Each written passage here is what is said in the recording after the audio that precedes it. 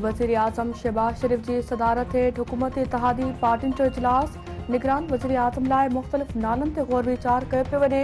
क़ौमी असेंबली टोड़ण जे हवाले सां भी अहम फ़ैसिलनि जो इम्कान।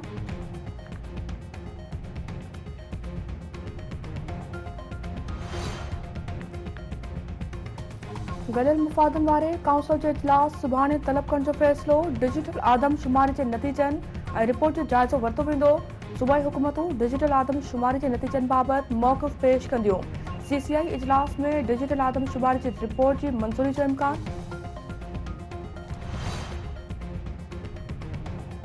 सुप्रीम कोर्ट ट्रायल कोर्ट खे हाई कोर्ट जे फ़ैसिले ताईं तोशाखाना केस बाबति फ़ैसिलो करण खां रोके छॾियो। अदालत PTI चेयरमैन जी दरख़्वास्त वापसि वठण जी बुनियाद ते उकलाए छॾी।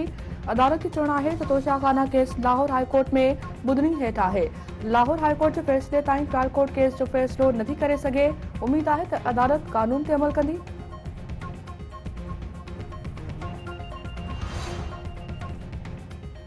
तोशाखाना केस में रोज़ाने नवां इंकशाफ थी रहिया आहिनि। तहरीक इंसाफ़ चेयरमैन जी चोरी पकड़जी पई आहे। अॻूणे वज़ीर आज़म तोशाखाना मां हासिल कयल सुखड़ियूं ज़ाहिरी न कयूं। अता तारण वज़ीर आज़म जे सलाहकार कमर ज़मान कारा चयो आहे त कश्मीर मसइले जे हल ताईं भारत सां लाॻापन जी बहाली मुमकिन नाहे। पाकिस्तान हमेशह कश्मीर जो केस दुनिया में उजागर कंदो रहंदो।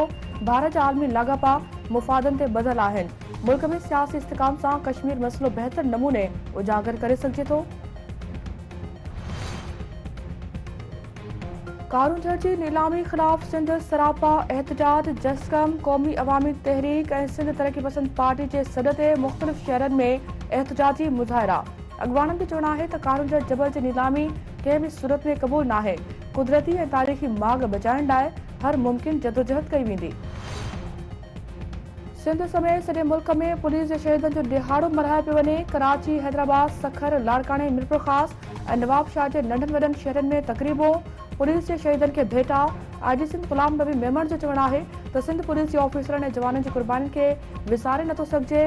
शहीदनि जे वारसनि लाइ पुलिस खातो संदन वारिस ऐं कुफ़िल आहे।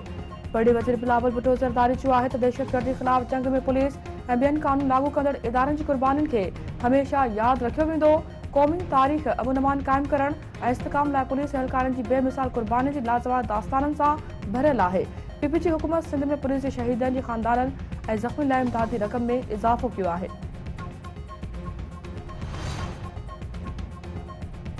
मलीर में बिजली जी लोड शेडिंग ऐं पाणी जी खोट ख़िलाफ़ शहरियुनि जो एहतजाजी मुज़ाहिरो ऐं धरणो। ट्रैफ़िक मुअतल।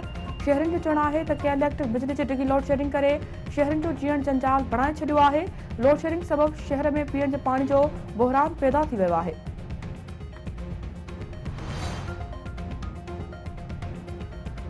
मोरे भरिसां रिंद मोर जे ॻोठ सोहराब चांडियो में कारे इल्ज़ाम हेठि नारी ऐं नौजवान क़तल। जवाबदार जुड़ियल चांडियो पंहिंजी सौट इरम ऐं वहाब चांडियो खे गोलियूं हणी क़तल करे छॾियो। लाश अस्पताल मुंतक़िल।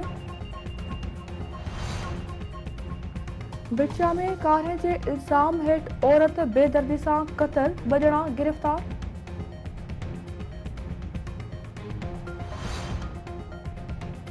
ऐं उमरकोट में नौजवान जी तज़लील जो 11 जवाबदारनि ते केस दाख़िल। मुतासिर नौजवान जे भाउ जी फरियाद ते दाख़िल कयल केस में रोंझा बिरादरी जे 6 माण्हुनि समेत 11 माण्हू नामज़द। केस में मौक़िफ़ इख़्तियार कयो वियो आहे त कचो शराब विकिरो करण खां रोकण ते नौजवान ते वेश्याणो तशदुद करे तज़लील कई वई आहे।